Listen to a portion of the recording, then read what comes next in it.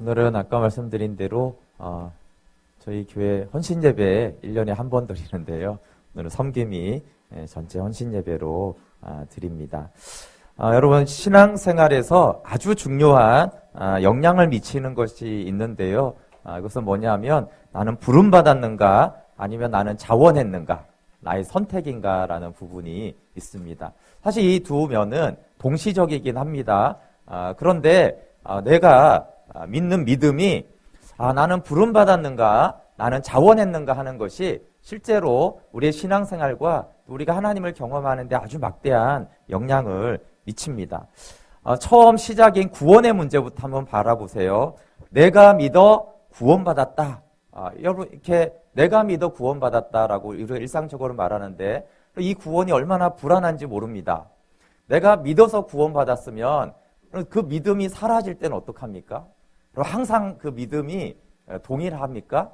믿음이 사라지면 내가 믿은 그 구원도 사라지는 거죠. 믿음이 안 사라지면 어떻게 될까요? 그러면 믿음이 안 사라지니까 나는 괜찮은가요? 그럼 그 사람은 반드시 자기 의에 빠집니다. 내가 너무 잘 믿고 있으니까 잘 믿고 있는 나를 자랑하고 잘 믿은 나로 인하여서 내가 구원받았다라는 자기도 모르는 자기 의의 교만 속에 빠져들어갑니다. 그런데 하나님이 나를 불러 구원하셨다. 이것은 구원의 안정성과 보장성과 확신과 또 우리를 겸손과 은혜로 이끄십니다. 하나님이 나를 불러서 구원한 것이니까 내가 잘한 게 없잖아요. 하나님의 은혜죠. 주님이 나를 구원해 주신 것이니까 그냥 겸손할 수밖에 없는 것입니다. 여러분 제가 이제 교회를 나가게 된 원인은 저희 어머니가 악한 영에 의해서 많이 아프게 되면서예요. 근데 제가 이 동일한 사건을 어떻게 바라보는가는 두 가지가 있습니다. 어머니가 이렇게 아팠기 때문에 나는 내가 고2 때 교회 갈 마음이 생겨서 예수님을 내가 믿었어. 이게 잘못된 것입니다. 이 말에 틀린 말은 하나도 없어요. 근데 이 믿음은 잘못된 것이에요. 하나님께서 어머니의 병을 통해서 나를 부르셨구나. 그 부르심에 내가 응답하게 되어서 하나님을 믿게 되었구나. 그럼 믿음은 수동태여야 됩니다.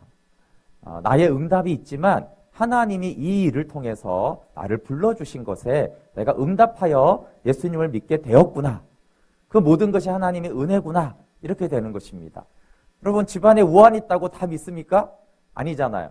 그 우환이 있어서 내가 믿은 내가 훌륭한 거예요. 그렇게 되면 내가 나가서 내가 믿었으니 내가 얼마나 훌륭해요. 저 사람은 집안에 어려움이 있어도 예수님 안 믿고 회개 안 하네. 근데 나는 어려움이 있을 때 회개를 하는 사람이었어. 이게 내 자랑이 되죠. 여러분 이 믿음이 잘못된 것이에요.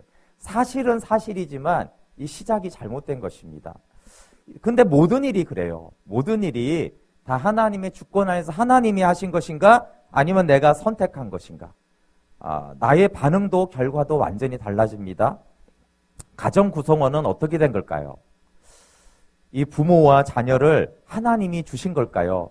아니면 그냥 내가 낳은 걸까요? 아니면 억울하게 그냥 부모가 걸린 걸까요? 우연히, 확률상. 부부는 더 그렇습니다. 정말 하나님이 만나게 하신 걸까요? 아니면 내가 선택한 걸까요? 내가 선택했으면 둘 중에 하나겠죠. 난 참 잘 선택했어. 교만하거나 후회돼, 낙심하거나 분명히 둘 중에 하나일 것입니다. 그럼 교회와 여러분이 속한 셀은 어떻습니까? 하나님이 만나게 하셨습니까? 아니면 내가 선택한 것입니까? 선택했다면 또 둘 중에 하나를 하겠죠. 나는 잘 선택했어. 그때 선택을 잘못했어. 분명히 이 두 가지 하나가 있을 것입니다. 그것만이 아니고 여러분 학교나 일터나 다 마찬가지예요. 하나님이 나를 여기에 보내셨다라는 그 소명의식으로 일하고 공부할 것인지 내가 선택했다. 그럼 또 마찬가지겠죠. 나는 참 잘 선택했어. 이 직장을 잘 선택했어. 나는 이런 학원을 잘 선택했어. 우쭐해지거나 그때 내가 그렇게 하는 것이 아닌데 맨날 후회하고 투덜거리고 원망하는 둘 중에 하나의 삶을 살 것입니다. 그래서 하나님이 나를 불렀고 하나님이 나를 이곳 가운데 인도하셨다라고 믿는 믿음과 내가 선택하고 내가 자원하고 했다라고 하는 것은 믿음의 세계에서 완전히 달라집니다. 그리고 하나님의 응답도 다릅니다. 그리고 하나님이 하신 것으로 받아들이면 하나님이 도우십니다. 반드시 선이 되게 하세요. 내가 선택해서 내가 잘났고 내가 후회하면요, 그 책임은 그냥 내가 져야 되는 것입니다. 하나님은 그런 사람에게 합력하여 선을 이루지 않아요. 합력하여 선을 이루는 것은 하나님을 사랑하는 자, 그 뜻대로 부르심을 받은 자에게 모든 것이 합력하여 선을 이루는 거예요.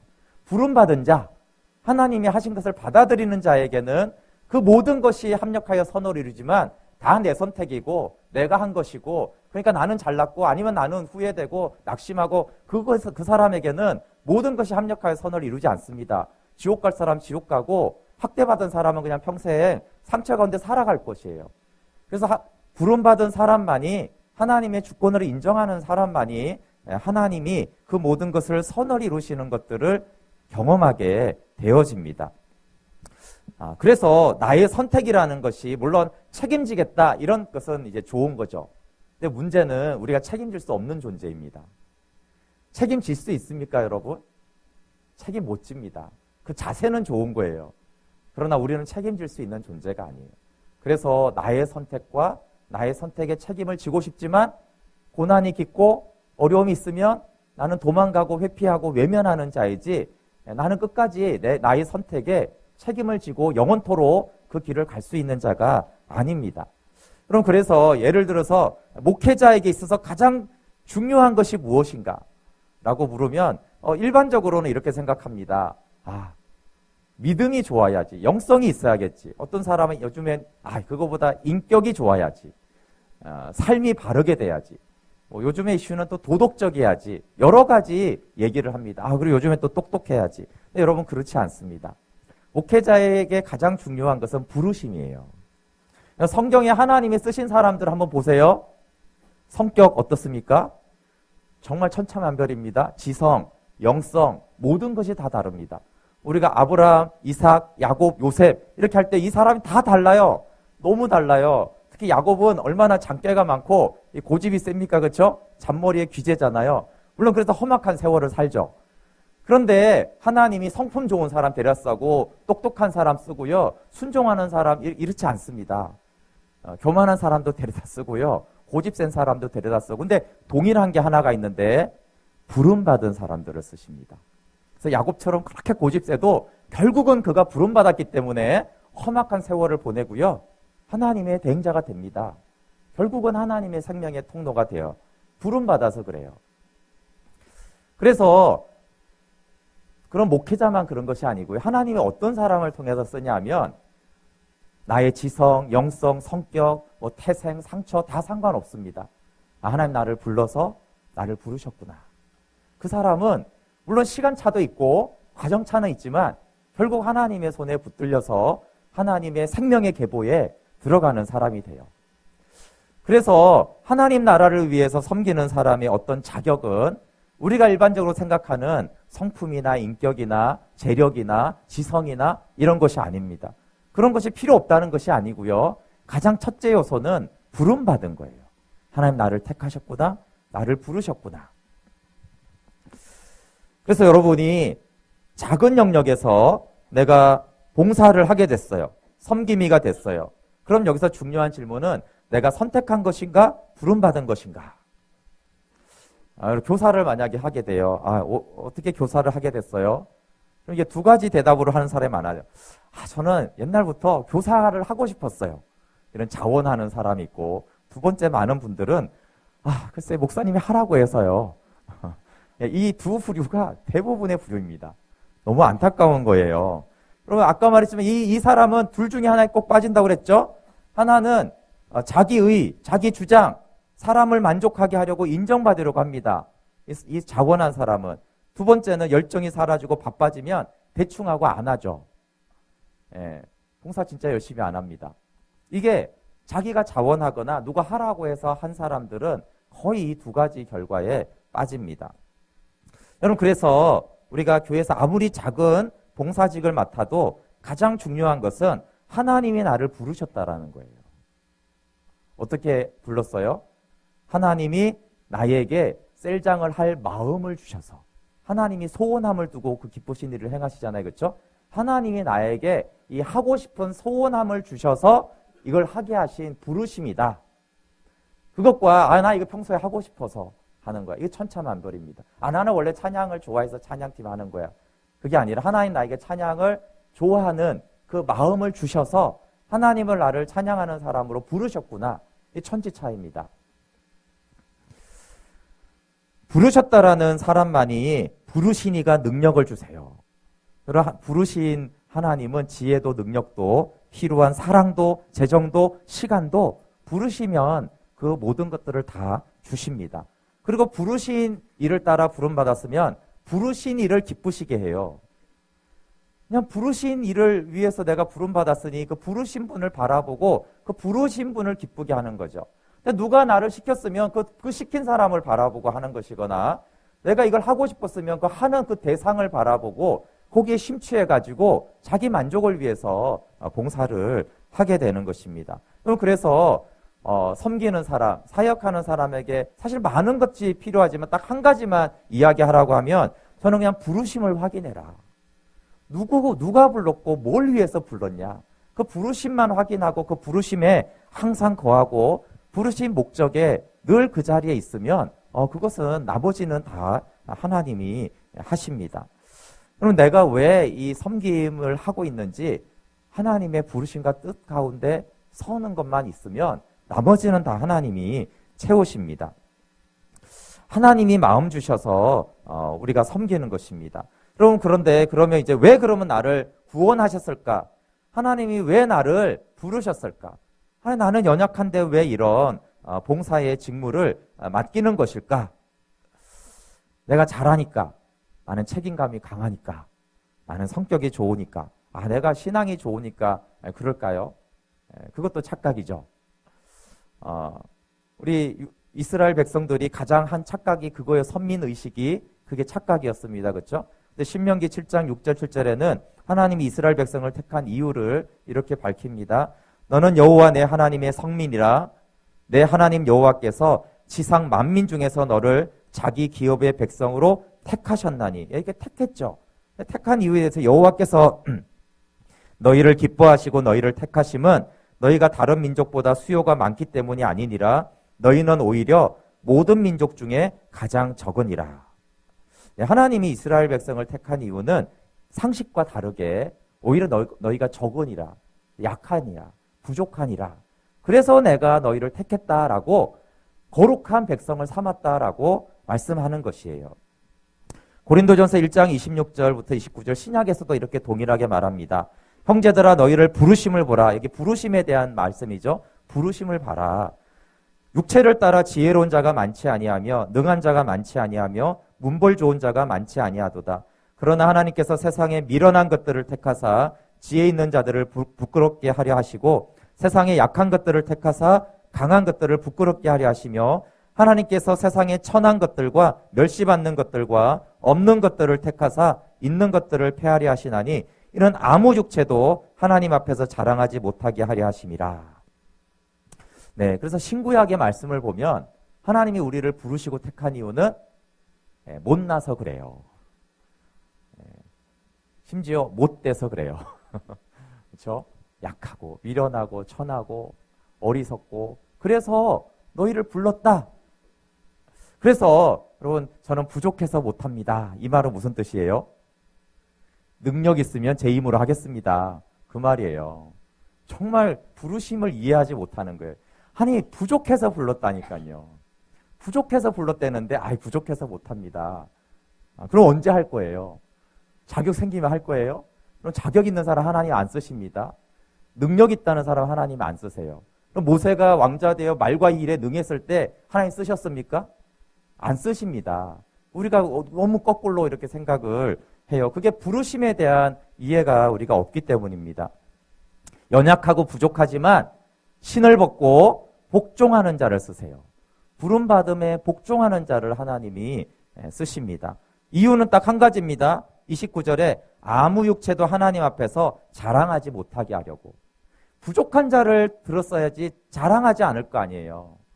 미련한 자를 들었어야지 그 미련한 자가 자랑할 게 없잖아요. 아무것도 못하는 자를 들었어야지 육체를 자랑하고 사람을 자랑하지 않잖아요. 그래서 하나님만 자랑하게 하려고 하나님은 부족한 자를 부르셔서 채우셔서 사용을 하십니다. 여러분, 오늘 레위기 8장에 아론과 아론의 아들들을 제사장으로 택하는 그 위임식이에요. 왜 불렀을까요? 부족해서. 그 부족한 게 마음에 안 들면 그냥 불렀습니다. 레위기 8장에는 아무 이유가 나오지 않아요. 이 제사장 가문은 아주 중요한 것입니다. 이스라엘 백성에. 근데 한 번도 왜 제사장으로 택함받았는지 이유가 나오지 않습니다. 그냥 부르신 거예요. 이유는 특별히 없습니다. 이유가 있다면 부족해서고요. 1절부터 3절 레위기 8장 한번 읽어볼게요. 시작. 여호와께서 모세에게 말씀하여 이르시되 너는 아론과 그의 아들들과 함께 그 의복과 관유와 속죄제의 수송아지와 숫양 2마리와 무교병 1강주리를 가지고 온 회중을 회막문에 모으라. 네, 정말 아무 설명이 없어요. 모세 형이니까? 인맥인가? 아닙니다. 이유가 없어요. 신약은 어떻습니까? 여러분, 예수님이 12제자를 택했습니다. 왜 12제자였을까요? 특별히 못났습니까? 아닙니다. 하나님이 너희의 부르심을 보라, 너희가 미련하고 천하고, 이 말은요 평범하다는 뜻이에요. 아니, 하나님 봤을 때 모든 인간이 미련하죠. 어떻게 생각하세요? 모든 인간들이 천하지 않아요? 12제자는 특별하게 무식하고 비천한 자도 뽑지 않았고요, 특별하게 탁월하고 유능한 사람도 뽑지 않았어요. 그냥 부르신 거예요. 그냥 인간 자체가 무능하고 인간 자체가 미련해요. 그래서 그냥 셀렉하신 거예요. 근데 우리가 12제자를 부른 건 잘 알지만 거기에 예수님이 왜 불렀는지 안 나옵니다. 그냥 부르신 거예요. 그 당시에 갈릴리에서는 어부들이 당연히 보통 사람이었고요, 로마 시대여서 그냥 그 세금 걷는 사람이 그냥 있었어요. 그들을 그냥 이렇게 부르신 거예요. 은혜로 부른 거죠. 그래서 부르심이란 부름받은 내가 특별한 게 아니라 부르신 하나님이 특별한 겁니다. 부르신 하나님이 특별해요. 근데 부르신 하나님이 특별하면요, 부름받은 사람이 특별하게 됩니다. 혹시 이상하게 돼서 우리 학생들 중에 서울대가 어쩌게 붙으면 서울대 때문에 내가 갑자기 특별해져요. 불러주지 않아서 그렇지. 그럼 대통령이 안 불러주시면 대통령이 나를 부르잖아요, 어느 날. 그럼 갑자기 내가 특별해진 거예요. 나는 똑같은데 뭔가 대단한 사람이 나를 부르면, 그리고 같이 일하자 그러면요, 나는 원래 똑같은데 갑자기 내가 특별해지는 거예요. 그래서 사실 하나님의 부름받은 사람은 특별한 사람인데 하나님이 너무나 특별하시고 전능하시기 때문에 그렇습니다. 목적은 한 가지입니다. 아무 육체도 하나님 앞에서 자랑하지 못하게 하려고. 그래서 주님이 하셨습니다라는 말이 부름받은 자의 고백이에요. 자원한 사람의 고백은 아닙니다. 자원한 사람은 내가 했죠. 근데 부름받은 사람은 주님이 하신 거예요. 그래서 주님이 하셨습니다라는 고백은 부름받음이 먼저 있어야지 주님이 하셨습니다라는 응답이 나오는 것입니다. 근데 내가 자원했는데 주님이 하셨습니다. 그거는 그냥 말만 그렇게 하는 거예요. 내가 한 거죠. 내가 선택했고 내가 했는데. 근데 그렇게 말하면 괜히 사람들이 교만하다고 할까봐 그냥 주님이 하셨습니다 이렇게 말만 하는 것입니다. 그래서 부르심이 시작입니다. 근데 부름받은 사람에게 반드시 필요한 것이 뭐냐 하면 위임식이라는 거예요. 위임이라는 말을 우리가 잘 안 쓰지만 어떤 일을 다른 사람에게 맡기는 것을 위임한다 이렇게 말하잖아요. 그렇죠? 법률에서는 한 사람이 상대방에게 어떤 사무의 처리를 맡기고 그 맡은 사람이 성낙함으로 성립하는 계약을 말해요. 그러니까 맡기고 맡았습니다. 이게 이제 위임하는 것입니다. 근데 오늘 레위기 8장은 위임식이에요. 위임식. 하나님이 나에게 사역을 맡기는 거죠. 그러면 우리가 그 부름에 승낙하고 응답하는 것이 위임식입니다. 하나님의 일을 하나님의 방식으로 하라고 위임해 준 거죠. 우리 그런 거 위임장 쓸 때 이런 거잖아요. 그렇죠? 뭐 어디 저희 가서 무슨 뭘 떼와라, 뭐 팔고 이럴 때 위임을 하잖아요. 내가 갈 시간이 없을 때요. 그때 아주 간단하게 위임을 하고 등본을 떼오세요. 이렇게 얘기를 했는데 그 사람이 신분증 이런 거 다 위임받아가지고요. 내 집을 팔아버렸어요. 어떻게 되죠? 이 말이 안 되죠? 그리고 위임받은 사람은 위임한 사람이 하라고 한 걸 하는 거예요. 자기가 독단적으로 일을 처리하는 게 아니고요. 위임받은 그 사실에 대한 일 처리만 하는 것이 위임받은 사람이에요. 그래서 하나님이 우리에게 위임해줘서 위임한 그 일을 하는 것이 부름받은 사람들이 사역을 하는 것입니다. 그러니까 자기가 좋다고 생각해서 하나님 위임하지 않은 영역을 자기 마음대로 하는 것은 위임받은 사람이 아닙니다. 그러면 이 위임과 공동체는 어떤 연관성이 있냐면요. 그러면 이제 섬김이들만 따로 사실은 모임을 했는데 이걸 왜 이렇게 예배 때 공예배 때 하냐면 공예배 시에 섬김에 대한 말씀과 위임이 하나님의 명령이었어요. 그러면 그 3절부터 5절 한번 살펴보세요. 그 맨 처음에 3절에 온 회중을 모으라 이렇게 하죠. 하나님이 그리고 4절에 회중이 회막문에 모인지라 5절 시작에 모세가 회중에게 이르되 이렇게 말합니다. 아니 지금 아론과 그 아들들을 세우니까 아론아 일로 와 이러면 되는데 온 회중에게 이 위임식을 말하고 있어요. 위임 받는 사람은 아론과 그 아들들인데 이게 온 회중에게 선포가 되어진 것입니다. 회막문 앞에서라는 것은 하나님께 부름받았다는 것이고요. 온 회중을 모으라는 것은 하나님이 위임한 것에 회중들은 동의하고 함께하라는 명령입니다. 그래서 모든 성도는 하나님이 부르신 사람으로 그 위임받은 사람을 인정하고 그를 위해 기도하고 따라주라는 말씀이에요. 그래서 온 회중 앞에서 회중에게 명령하여 이 위임식을 진행하도록 하셨어요. 그래서 나는 제사장 아니니까 나하고 상관없네 그렇게 하지 않도록 하셨어요. 그래서 왜 섬김이 헌신 예배 때 오늘은 나 이 예배랑 상관없구나 그렇지 않아요. 셀장은 목사님이 세웠지 자기가 자원했지 이렇게 회중에게 말하는 것이 아니에요. 이렇게 그거는 당사자만이 아니라 회중들이 그렇게 생각하는 것은 하나님의 말씀과 부르심을 무시하는 것입니다. 셀장도 하나님이 부르셨다라고 스스로를 믿어야 되지만 우리 셀장을 하나님이 세웠다라고 셀원들이 믿어야 된다라는 거예요. 그래서 온 회중에게 명령하는 거예요. 이 위임식에 대해서. 그 회중들에게는 뭘 말하는 거예요? 당신의 리더가 교사가 셀장을 하나님이 세우셨다라는 것으로 받아들이라는 것이에요. 그냥 교회 조직상 있는 거지. 어떻게 이 선생님이 걸렸네. 이렇게 하라는 게 아니라는 거예요. 하나님이 이 선생님을 나의 교사로 세워주셨구나. 그렇게 받아들이고 또 교사는 내가 자원한 것이 아니라 하나님이 부르셔서 응답해서 하는 것. 그렇게 쌍방간에 만날 때 거기에 하나님의 나라가 임하는 것이에요. 그래서 이 위임식은 위임 받는 자와 위임식을 보는 자가 함께 위임식 앞에 하나님의 부르심 앞에 서는 것입니다. 네, 위임식의 특징을 한번 볼게요. 위임식의 특징은 다 수동적입니다. 우리 8장 6절 한번 읽어볼게요. 시작. 모세가 아론과 그의 아들들을 데려다가 물로 그들을 씻기고, 네. 저는 이 본문이 참 놀랍다고 생각합니다. 지금 상황이 어떻다고요? 온 회중을 모았어요. 한 200만 명 될 것이라고 추측하는데 200만 명을 모아다가 이 아론 할아버지, 아론이 83세입니다. 노인이시잖아요. 그리고 그 민족의 최고 지도자로 세우는 거예요. 그럼 대통령 세울 때 멋있게 세우잖아요. 근데 이건 어떻게 세우냐면요. 이렇게 데려다가, 표현도 데려다가 물로 씻기고, 데려다가 물로 씻기는 거는 누구한테 쓰는 표현이에요?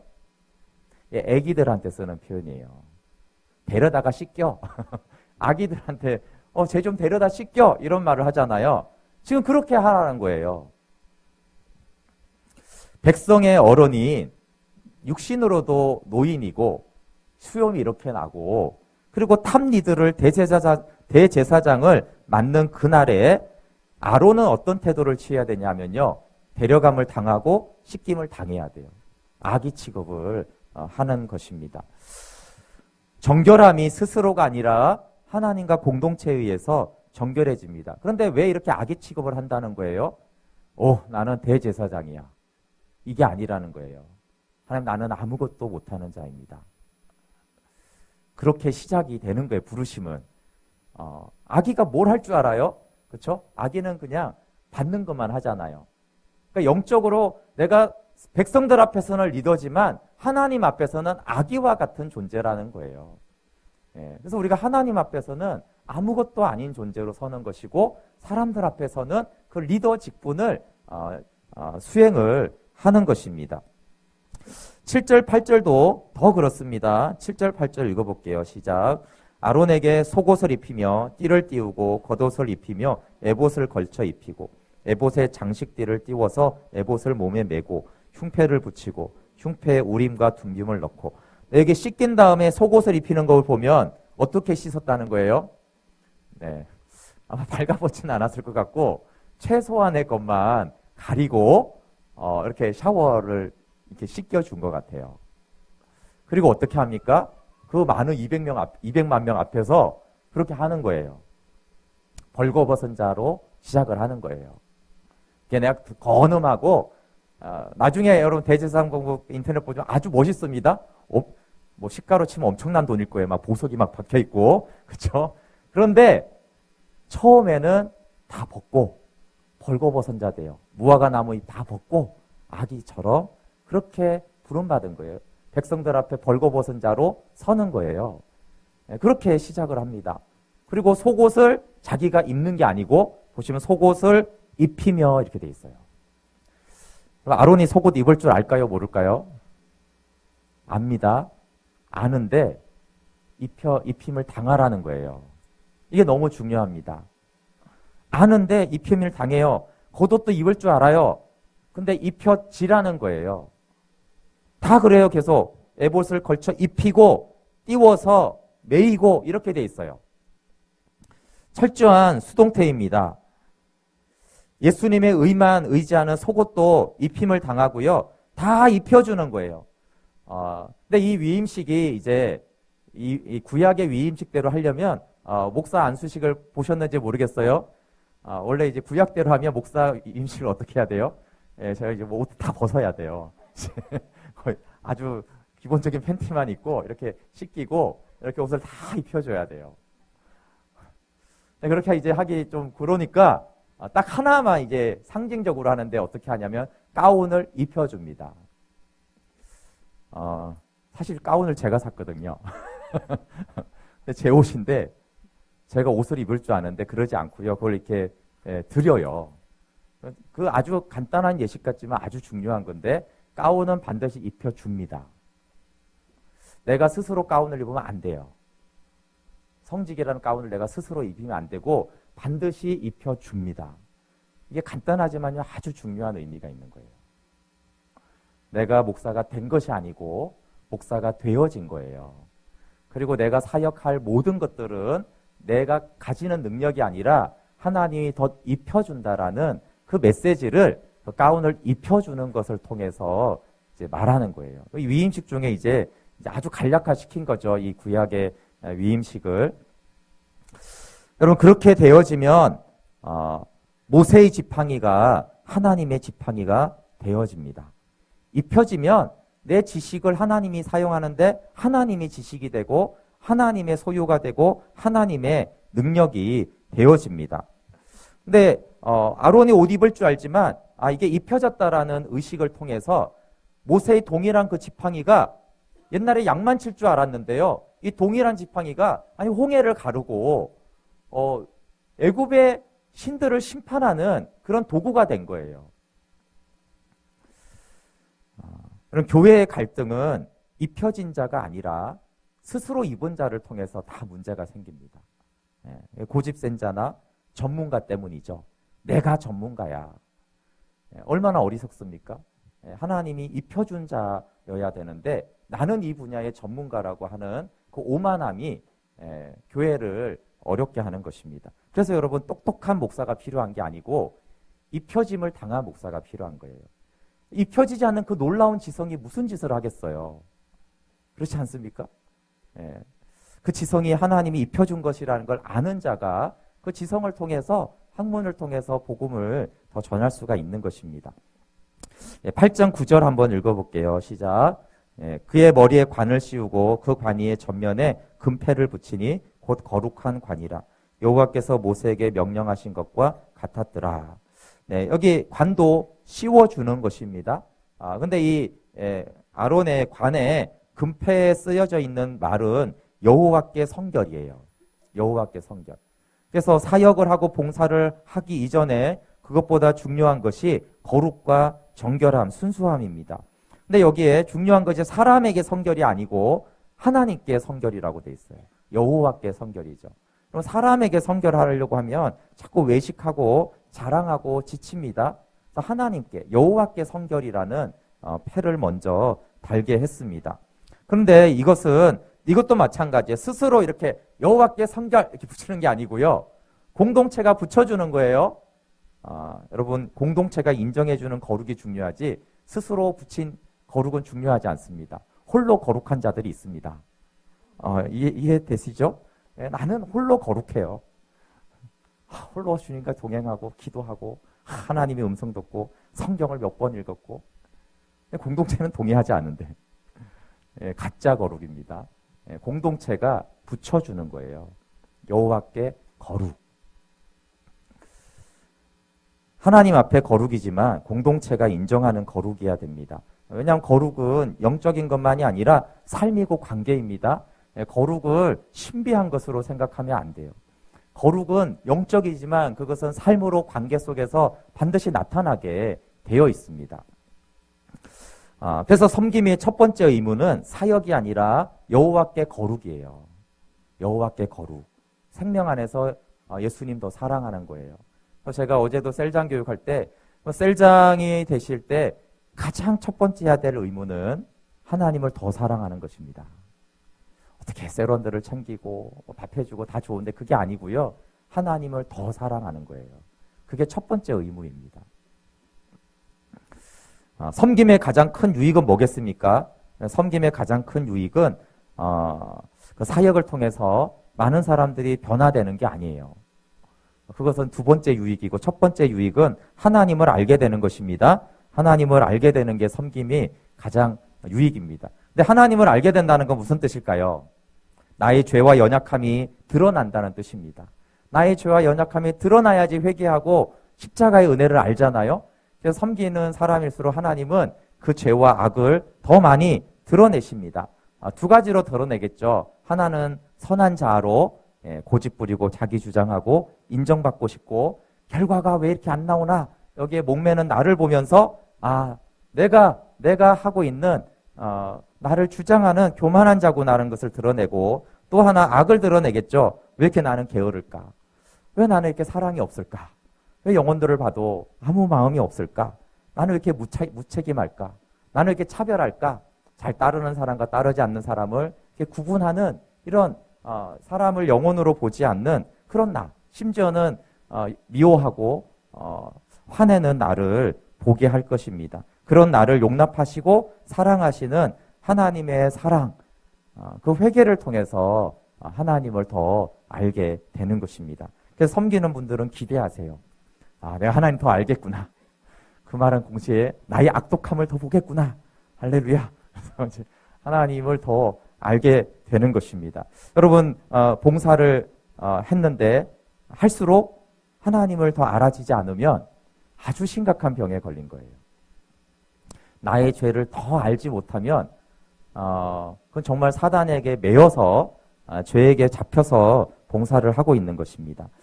섬김의 유익은 그래서 겸손해지는 것입니다. 내가 하려고 하겠죠. 그러나 안 돼서 하나님만 기대하는 사람이 되는 것이 겸손하게 되는 것입니다. 세 번째 유익은 목자의 마음을 알게 됩니다. 그리고 영혼을 돌봐봐야지 내 영혼을 돌보시는 하나님의 마음을 알게 됩니다. 보통 자식을 낳아 키우는 유익 중에 하나가 그거잖아요. 그렇죠?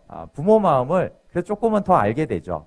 그것처럼 영혼을 섬겨봐야지 나를 섬겨오신 하나님의 그 사랑을 알게 됩니다. 여러분, 하나님이 우리를 섬기고 부르시는 이유는 도움이 필요해서가 아니라 예수님을 알라고 부른 거예요. 그래서 섬김의 첫 번째 사명은 하나님을 사랑하는 거예요. 하나님이 전능하신데 왜 나보고 일하라고 하겠어요? 도움이 필요하지 않으신 분이 왜 같이 하자고 하겠어요? 그것은 일하라고 하는 것이 아니라 하나님을 더 알라는 것이 첫 번째 부르심인 것이에요. 그리고 그 사역을 통해서 나의 죄도 알고 하나님의 사랑도 알고 겸손도 알고 예수님의 마음도 알면서 그러면서 동시에 열매가 있고 그러면 주님이 다 하셨는데 주님은 네가 한 거야 이렇게 우리가 선물도 주시는 것이 사역의 열매입니다. 네, 우리 8장 10절 같이 읽어볼게요. 시작.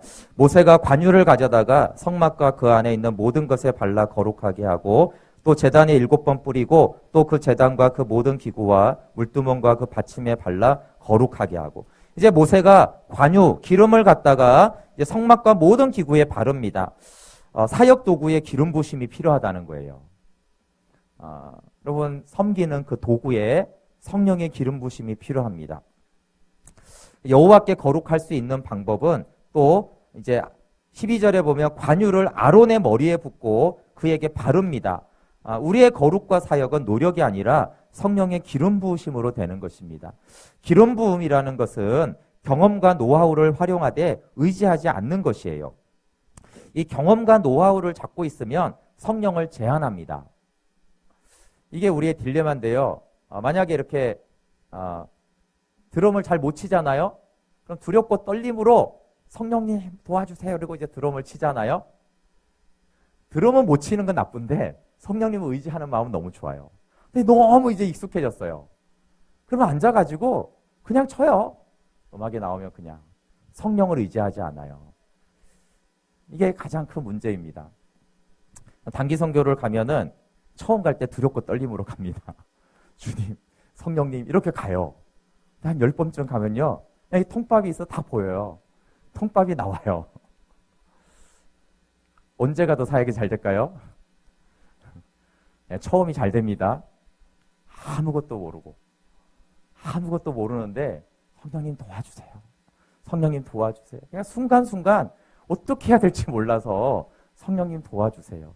그 성령의 기름 부으심이 사역을 하게 하는 거예요. 그러면 봉사를 처음 하는 사람이 성령님 더 의지하겠어요? 오래 한 사람이 더 의지하겠어요? 예, 10번째 가는 사람은 더 기도해야 돼요. 10번째 가는 사람 얼마나 교만한지 몰라요. 통밥이 생겨가지고. 그럴수록 하나님 제가 10번째는 얼마나 제가 경험과 노하우로 성령님 제안하겠습니까? 저 처음 가는 사람은 모르니까 그래서 기도라도 하겠죠. 근데 저는 이제 너무 익숙해져서 주님 제가 하나님 의지하지 못합니다. 더 기도해야 돼요. 더 성령님 의지해야 돼요. 그럼 많이 한 사람이 더 믿음으로 할 것 같지만 그렇지 않아요. 많이 한 사람은요 거의 자기 경험으로 해요. 성령이 하게 하시는 것들이 무엇인지 점점 잃어가요. 성령이 나의 경험과 노하우를 사용하면 가장 퍼펙트합니다. 근데 여러분 근데 10년 차가 성령님 진짜 의지하잖아요. 그건 정말 성령이 강력하게 역사하십니다. 왜냐하면 그에겐 경험도 있고 노하우도 있고 배움도 많았어요. 근데 성령님까지 의지해요. 그것을 하나님이 가장 기뻐하십니다. 네, 마지막으로 우리 8장 13절 읽어볼게요. 시작. 모세가 또 아론의 아들들을 데려다가 그들에게 속옷을 입히고 띠를 띄우며 관을 씌웠으니 여호와께서 모세에게 명령하신 것과 같았더라. 네, 여기까지 여러분 말씀 들으면서 그거는 대제사장 아론이니까 그런 것이 아니냐라고 하는데 그렇지가 않습니다. 그래서 이 구절로 마무리를 하려고 하는데요. 13절을 보시면 모세가 또 아론의 아들들을 데려다가 그들에게 이렇게 시작이 되는데 대제사장과 제사장의 역할과 책임은 다릅니다. 무게감이 중요성도 달라요. 그런데 이 위임식을 하는 걸 보면 100% 동일합니다. 그럼 목사와 셀장은 다르잖아요. 그렇죠? 다르잖아요. 실제적으로 하는 일이나 시간이나 역할이 다르잖아요. 그런데 하나님의 부르심은 100% 동일해요. 네, 그 부분만 아시라고. 그래서 속옷을 입히고 띠를 띄우며 간을 씌우고 이 모든 것들이 다 동일합니다. 그럼 직분이 달라도 섬김이로 부름받은 과정과 태도와 자세는 같아야 됩니다. 나는 그러니까 뭐 그냥 요구하니까 그냥 성령님 없이 그냥 하면 되고, 아유, 저 직분은 뭔가 중요한 것 같으니까 성령을 의지하지. 예, 그렇지 않다라는 거예요.